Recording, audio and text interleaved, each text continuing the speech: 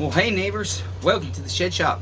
On my bench today I have for you a Stihl MS-170, and this neighbor has said his saw is not oiling properly, and this is actually for a subscriber neighbor and customer neighbor, Nathan Bolton, and we're working on his 041 Stihl that he inherited that got handed down from his daddy. And basically, not a whole lot to say, neighbors. We're just going to try and see what is wrong with this saw. First thing we're going to do is we're just going to go ahead and start it, make sure it's running okay. But we're going to do that after we debar it, because I want to see, okay, is any oil coming out of the oil channel, because it might just be the bar is plugged up. So as we take components apart, we'll inspect things one at a time. We'll look at the oiling hole on our bar. We'll look at our oil channel. And if we don't visibly see the problem there, we'll check our pickup body and our tank, make sure our screen's not plugged up, and just start going from there. We're going to diagnose. There's all kinds of little different things it could be. And on this saw, it could also be, a lot of times if you have guide plates and stuff, if the bar, guide plate, and everything else is not lined up and flush tight, oil sneaks away into the spaces in between your bar, in between your oil guide plate and whatnots. And so we'll look for that too and see if that's what's going on. This is bar direct to plastic chassis, and sometimes that chassis gets worn out and you lose your oil. His saw does not look very old, given its condition and how much wood he cuts. So, but I do see a lot of oil up in our tank, and so that leads me to believe it might be where the oil plugs up. The oil tube comes out of the tank and plugs up. We might be losing all our oil right there. And so essentially that's what we're gonna do. Kyle, did you hear me, neighbor? Essentially, we're gonna try and find the essential problem with this damn saw. So let's turn you down to the bench and get right to work, damn it, neighbors. You're proud of me, boss. Chet, that was the quickest intro ever. Well, hell, let's keep it that way then. Damn it, I'm gonna turn you down to the bench. I just had to tell the boss, I said, boss, you know, sometimes I'll start with the camera right on the bench already, and I just go right to work on the saw. And he said, you're right. Anyways, so got a scabbard with our saw here, and so I don't make an error, I'm gonna put Nathan's name tag in his scabbard, even though I only have one other scabbard in my shop right now and it belongs to me. I'm at Stihl scabbard anyways. Okay, so now we're just gonna go ahead and I'm gonna start right with, now I don't recommend you guys do this with an impact, unless you're very careful. You don't want to strip that stuff out.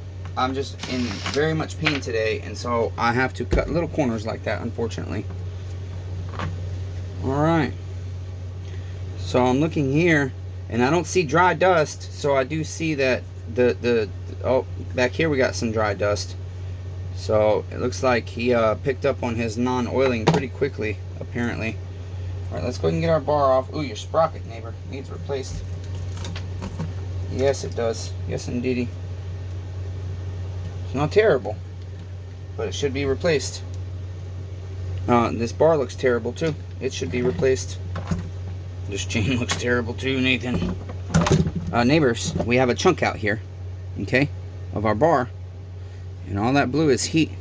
This is not uncommon. These saws, these 017, 170, 018, 180, 021s, 210s, 230s, 250s, they don't like to give up their oil. They don't oil very good, even with the oversized oiler. His chain looks okay, it just needs sharpened. Okay, so first thing we want to look at is right there. Look how plugged up that hole is. Okay, so if we blow that out, we can now see through. Okay, see that? Let me get the inspection line to show you what I mean. Oh shit, I think I left it on and it died. No, I did not. Okay, see how you see the light up through there, and vice versa. See how if I shine the light in the channel, you see it come through the hole. Well, you guys can't see it very well there. Okay, but if that's plugged up, oil cannot pass through it. You should be flipping your bar like every 3 or 4 tanks. So this bar was like so. That would have been the plugged up hole. So now we're just going to start the saw. And what we're gonna do is, we don't need a bar on it to see if oil passes up through here, and you actually don't technically need to start the saw. Let me pause you, neighbors. I'm gonna use the, well, I won't pause you, I'll show you. Sometimes you can get it, your sprocket. This one I think is gonna be too tight. Sometimes you can get it to spin. This one will not. I know it's not going to. Okay, so essentially, there it is again. Kyle, damn it. Kyle has pointed out that I say the word essentially almost as much as I say neighbors. And so, I'm trying to take that feedback and pay attention. So, let's start our saw. Should we check if it has fuel? I didn't even check it, neighbors. I forget the simple stuff sometimes. I don't, it's a little bit different when a guy works at a bench doing, oh yeah, it's bone dry. When a guy works at a bench doing diagnostics and minor repairs all day long, it becomes muscle memory to check this automatically. I am constantly changing the tasks I do, dressing bars, porting mufflers, painting, sanding, tearing this down, cleaning that. And so my shop is a little bit different. Okay, I don't know why I filled his dang saw all the way. Maybe because the tank is so small, it didn't take very long to fill up. Should we check if it has oil?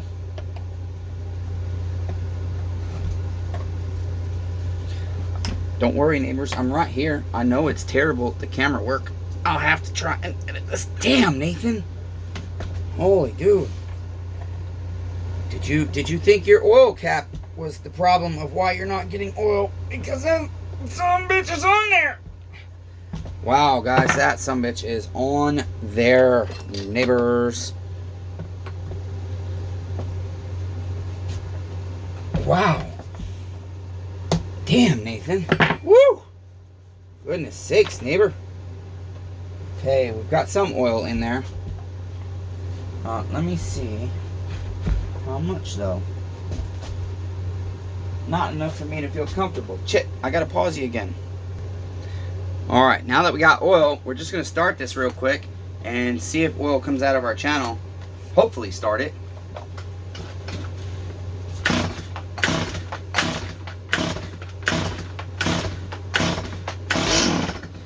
He was bone dry, so that's probably why it did that.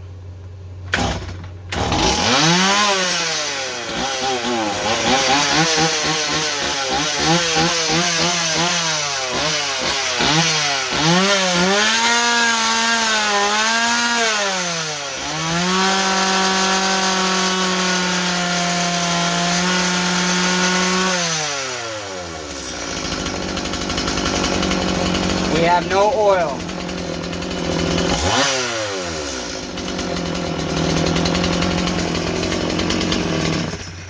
Okay, so the next thing I'm gonna do, I want to inspect, it's a little bit harder for me to pull this handle off than it is to inspect his worm gear.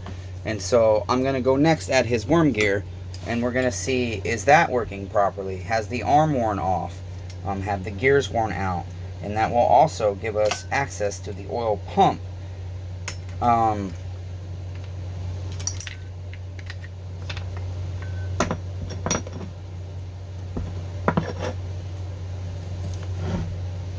The worm gear arm looks good. Looks a little worn, but I don't think it's worn enough to where it wouldn't be grabbing sprocket. So I still believe we're okay there. I'm not putting this back on, but I just want to look and see.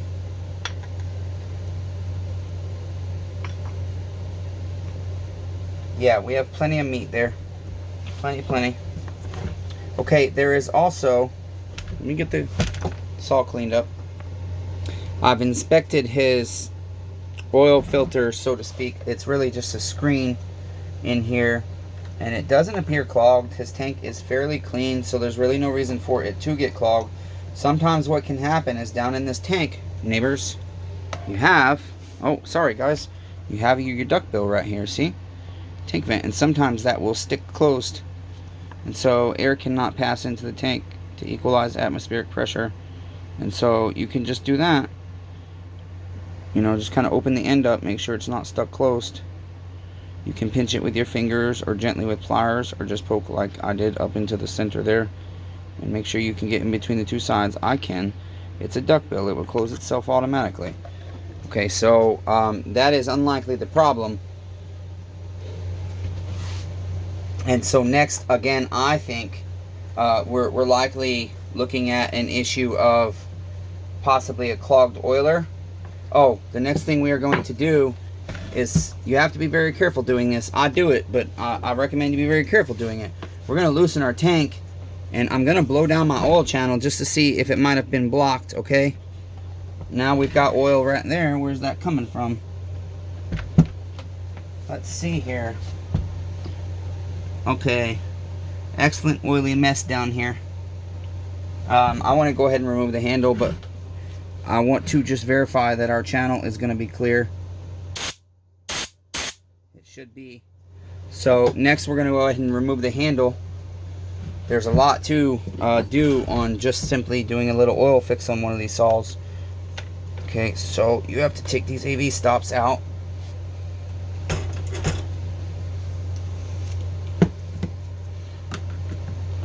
Whoops.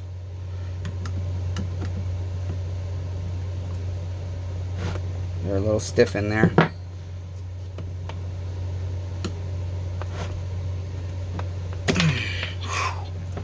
Yeah. Okay, there's going to be 3 of those on this side here. There's one down here next. And what we're trying to get to is there's an oil line that passes from the tank to the let's see, it's from the tank to the chassis, just below the oil pump, through a little elbow connector. And a lot of times what happens is that hose, because it's a wearable part, damn, kind of like this AV mount, is a wearable part that is worn. It's coming right through.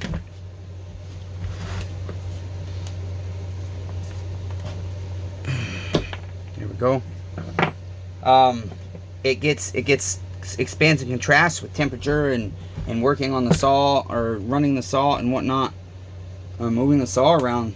Oftentimes that line just coming loose or contrasting can cause enough, basically, loss of pressure, so to speak, in your oil system, that your oil pump cannot draw up oil because it's sucking air instead of oil.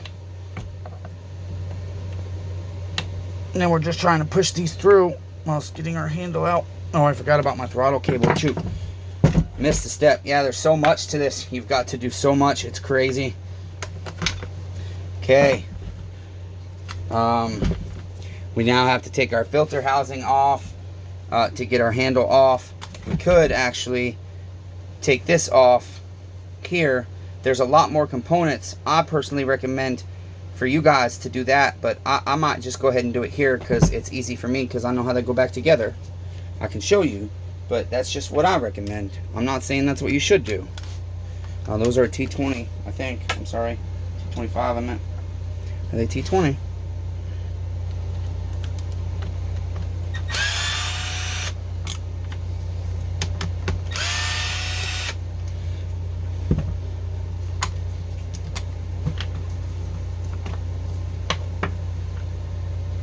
Okay, and then we've got a spring here that hooks up underneath of our safety mechanism here, okay?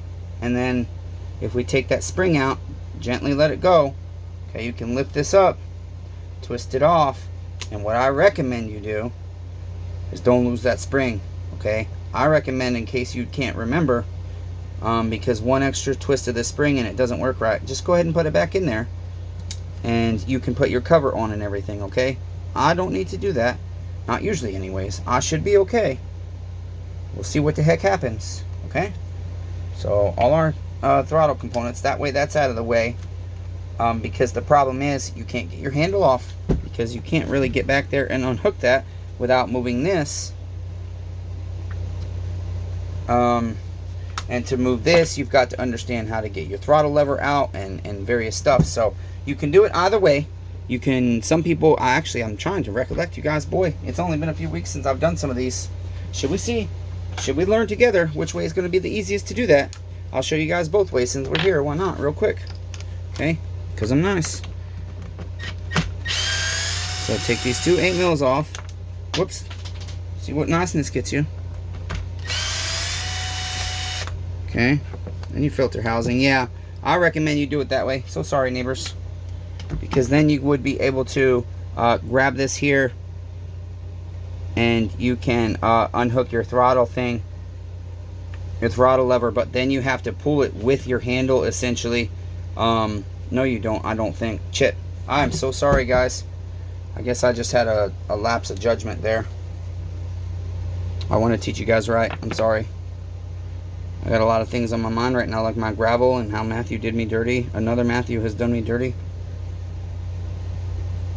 Maybe he's messaged me. I doubt it, but no, he has not. He's done me dirty. Thanks, Matthew. I'll be nice to people and then they just keep doing me dirty. I'll help people out so they can make a living and whatnot, and they just do me dirty. That's all. That's all people do. Do me dirty, dirty, dirty. Filthy, vile, dirty, and disgusting human beings. Let's find out if that's like that. Okay. And that's like that. Okay. Can we get our throttle lever on? I know we can. I recollect now we can. Damn, I can't believe I forgot that, you guys. So, haha! Psych! Just kidding! Trying to teach. No, I really did fumble that one, guys. But I'm glad I did, because now you get to see that I'm a dummy. Don't listen to me. Make sure I'm doing it the right way before you do it. And that goes for anybody you watch on YouTube. You got to make sure people are doing shit right. Neighbors, for real, okay? Make sure people are doing shit right. Don't just assume because somebody has a bunch of saws in a shed, they know what the hell they're doing. Or just because somebody is a certified mechanic, it doesn't mean they know what the hell they're doing. Make sure people aren't doing you dirty, okay?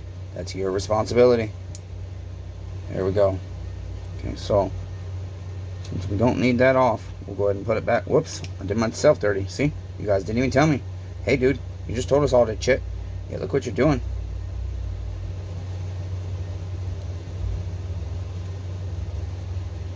Okay, shall we try again? Like so. There we go.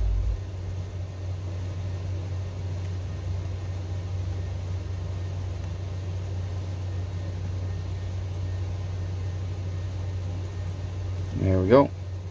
And then this will just go back on here with our 2 screws. See? Pew pew. Okay. I don't know why I forgot that. I don't know why I did that, but now I do. It was because you guys needed to make sure you know you're doing it the right way. And don't screw yourselves up and waste time. Don't worry, Nathan Bolton. I don't charge by the hour. You know that. Okay, now we got to get this next AV mount out. And this is the one I hate the most. Hate the most. Hate the most.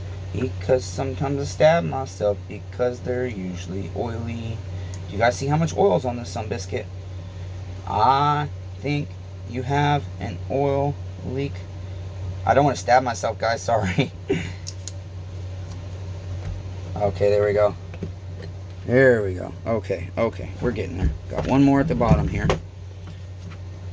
I thought I already pulled this one.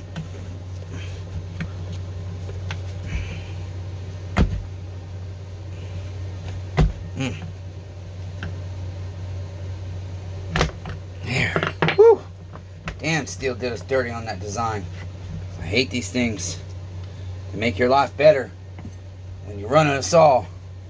But they don't make working on a saw better. Yeah, look at all that oil down there, neighbors. His oil line is out. There's your problem, Nathan Bolton. I'll bet you. There it is right there. That's bad. Okay, now here's the deal, neighbor.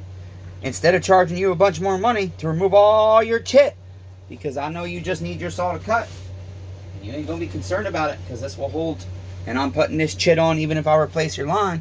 If it's not too loose, I can redneck the chit with some Permatex for you, neighbor. And some Seal All, one or the other. We have to get everything really clean first, though. And I'll have to test it and see, is this thing too loose? If so, we will have to replace it, neighbor.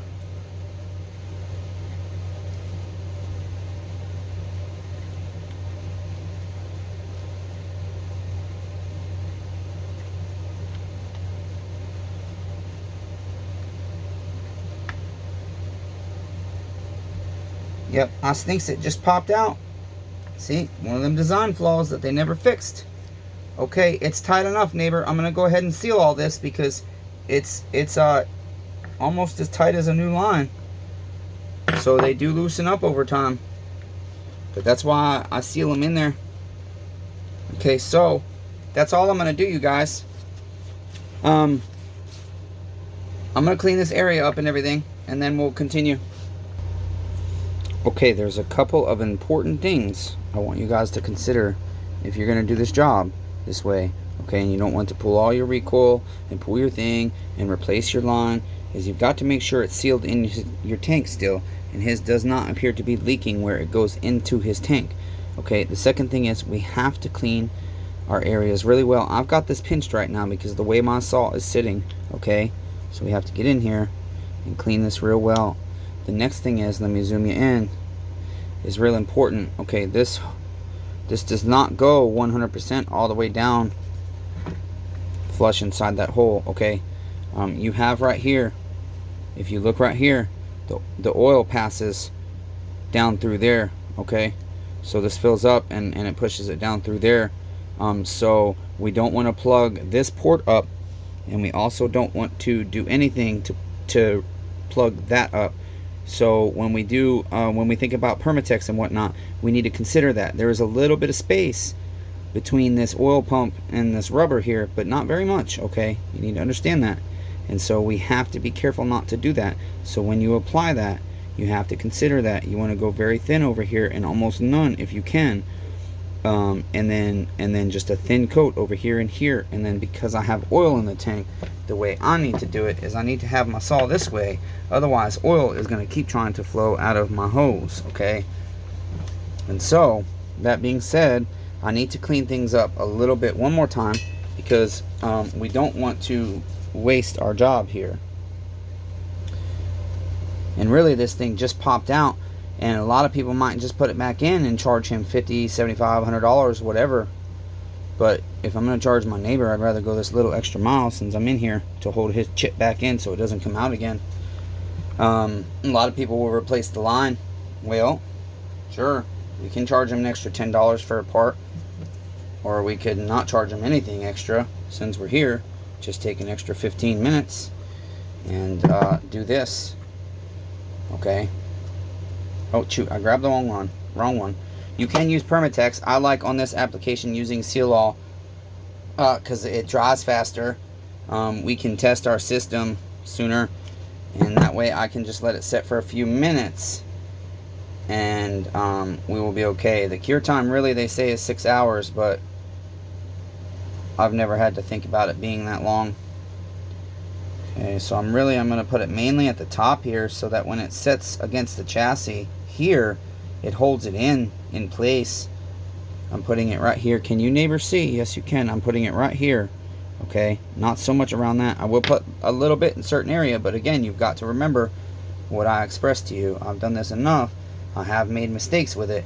I have gotten it in my channel and whatnots. But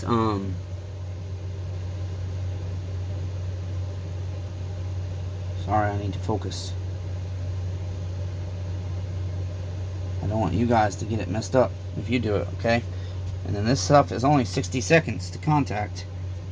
So we will work it into our hole and then up underneath our housing, our chassis molding there. Make sure it's all the way in. And then we're just going to hold it there, okay, for like 60 seconds.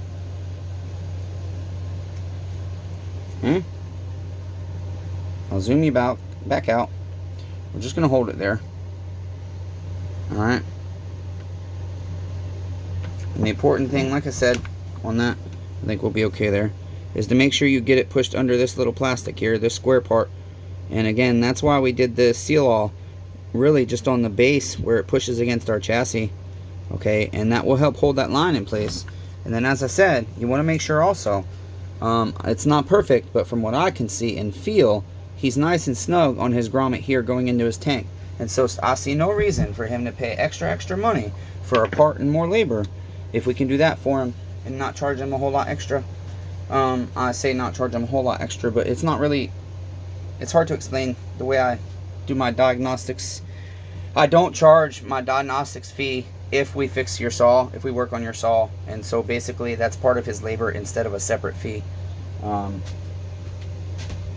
So we just kind of meld it all together instead of charging more labor and more labor and more labor and more labor.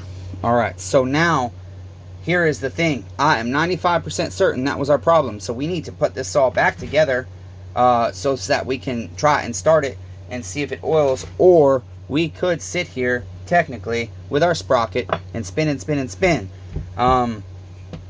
If I had all this clutch and everything off, I could very easily turn the worm gear. The challenge is with a doing it this way, it could take a while, but since we need to let our stuff set, should we see what happens? Should we give it a whirl?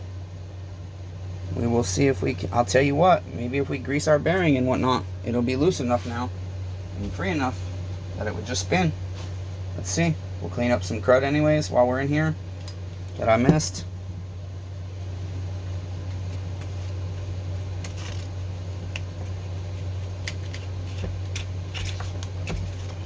Just kind of go that little extra mile for your neighbor so stuff's not rubbing, causing friction, heat, killing his chainsaw.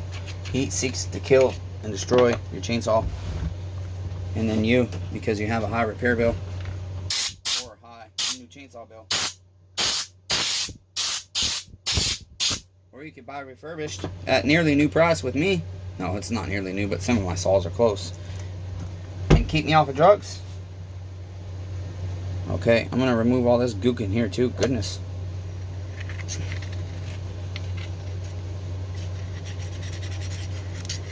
kind of clean that surface up a little bit here. Take some brake parts cleaner. Watch your eyes, guys. Okay. And then just some 320 or 220, whatever I grabbed, sandpaper will help us just kind of get some of that grit off. Okay, and we'll just wipe it with a paper towel, and all of that goop out of there means less heat and friction and stuff rubbing together and trying to catch on fire. All right, simple, right, neighbors? See, you don't have to pay me. You don't have to pay me, Nathan Bolton, but I know you're too busy not to pay me. So thank you, neighbor, that you're willing to share your pennies with me. Appreciate that, neighbor.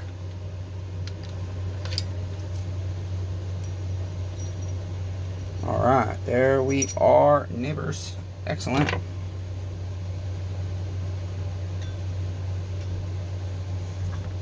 Yeah, we're not going to get it to spin loose and freely, but wow, not a chance. By that I meant with the air compressor. We might now. I bet you we could if we got it started.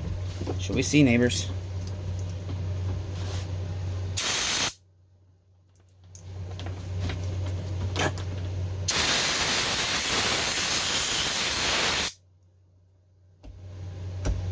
Not gonna work. Yo, you know what? Let me show you a little trick. If you do have to do it this way and you want to verify before you put your saw back together, be careful, but you can take your vacuum pressure tester out, okay, and you can literally give it assistance and put a vacuum to this, okay, whilst you spin your socket or your sprocket. I have done that before. I forgot that I had that little trick, neighbors, up my sleeve, so we can do that.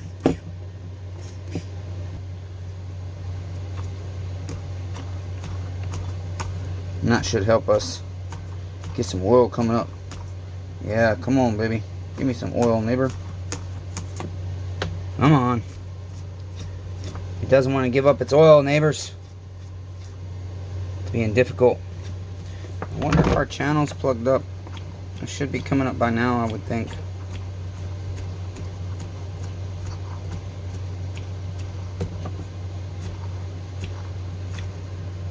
Yes, we most certainly should have oil by now. Okay, with our handle on, is there anything else we would have to potentially check?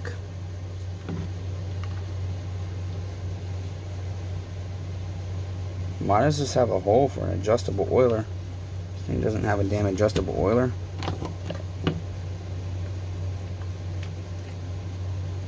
Okay, that's odd.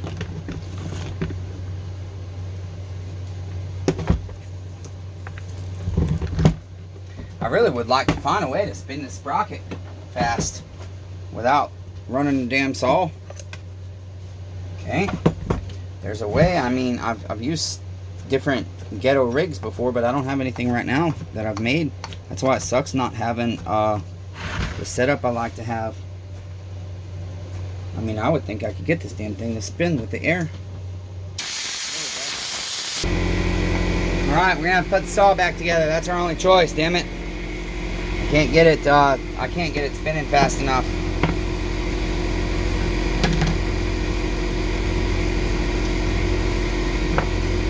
I don't love doing that without verification because I haven't been able to check the other components.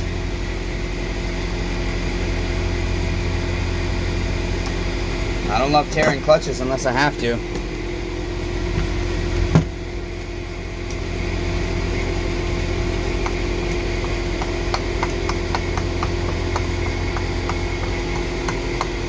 Yeah, we're just not getting oil.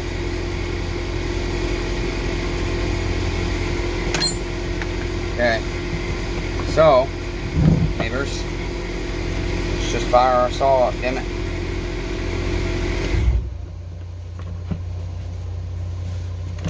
Shouldn't take us too long. I just don't like these AV mounts. They're tough to deal with. Very, very tough to deal with.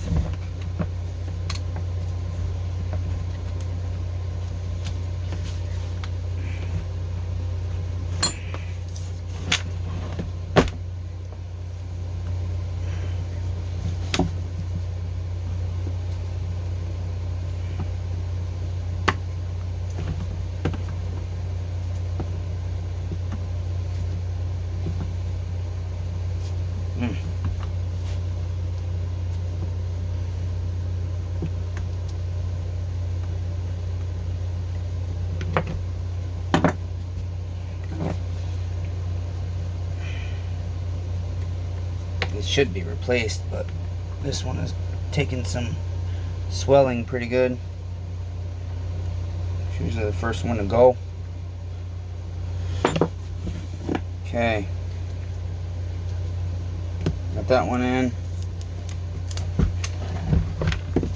And since these ones are dry, put a little oil right now. I am grabbing press oil or two-stroke oil because you can use it. I normally use my press oil, but sometimes you just grab what's there.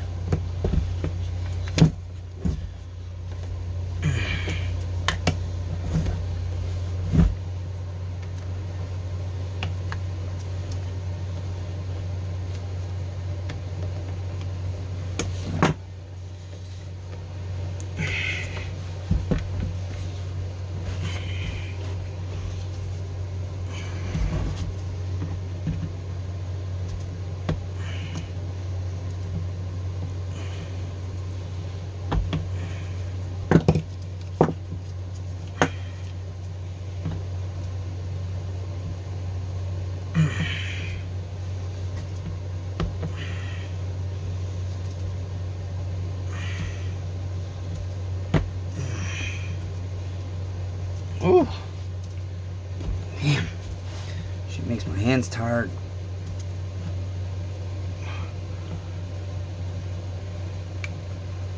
I've yet to see anybody show me a good way to do these that I like.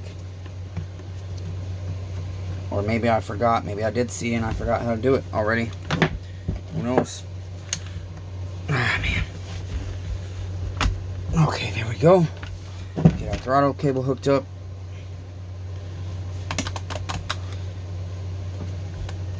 And let's see. I'm going to go ahead and blow all this off because that's not just safe for our saw.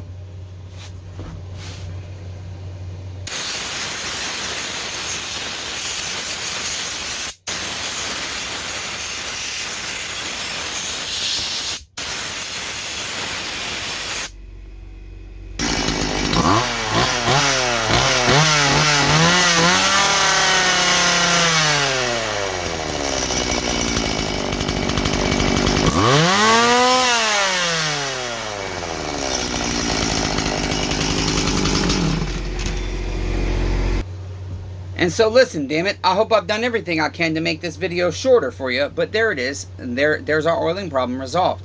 That is a lot of times on these saws the oiling issue. It is not all the things. It can be a worm gear, it can be your oil pump, it can be your filter inside your thing is plugged, it can be that duckbill vent I showed you, it could be your plastic chassis is all beat up and chewed up and worn out right here and where your bar sits, and instead your oil's passing up past that instead of going into your bar.